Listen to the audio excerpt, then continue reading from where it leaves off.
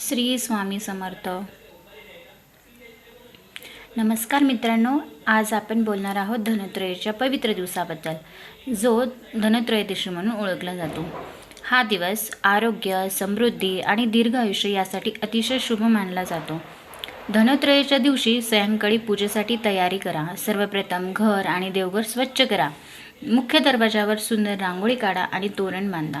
घरात आणि अंगणात दिवे लावा, कारण आजचा दिवस यमदीप दानाचा आहे.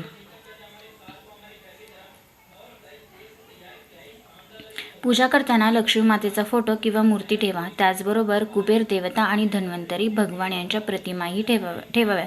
जर फोटो नसेल तर कलश ठेवून त्याचे पूजन करा.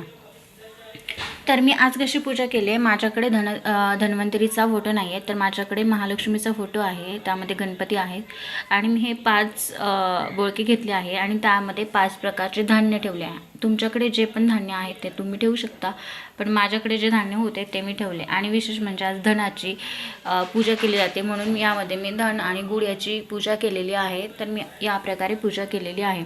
यानंतर मी दिवे सगळे एकत्र लावलेले आहे आणि पूर्ण देवीला ओवाळलेला आहे, पूजेला ओवाळून घेतलेला आहे. त्यानंतर पूजा करताना मी सर्वप्रथम गणपतीची पूजा केली आहे आणि त्यामध्ये ओम गण गणपते नमः या मंत्राचा जप केला आहे. त्यानंतर या धन्वंतरी भगवानाला नमस्कार करून आपण हा मंत्र म्हणायचा असतो. ओम नमो भगवते धन्वंतरे अमृत कलश हस्ताय सर्वामये विनाशनाय नमः. ही प्रार्थना आरोग्य आणि दीर्घ आयुष्यासाठी केली जाते. यानंतर लक्ष्मी माता आणि कुबेरदेव यांची पूजा करा.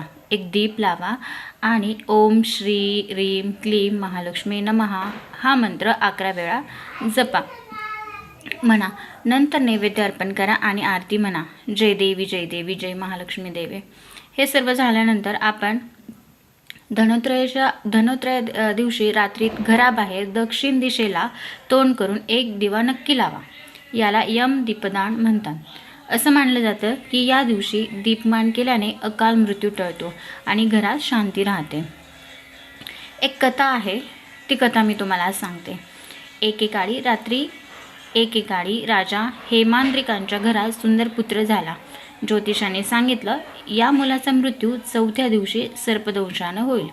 राजा राणीने खूप काळजी घेतली, पण काळ ओलांडता येत नाही.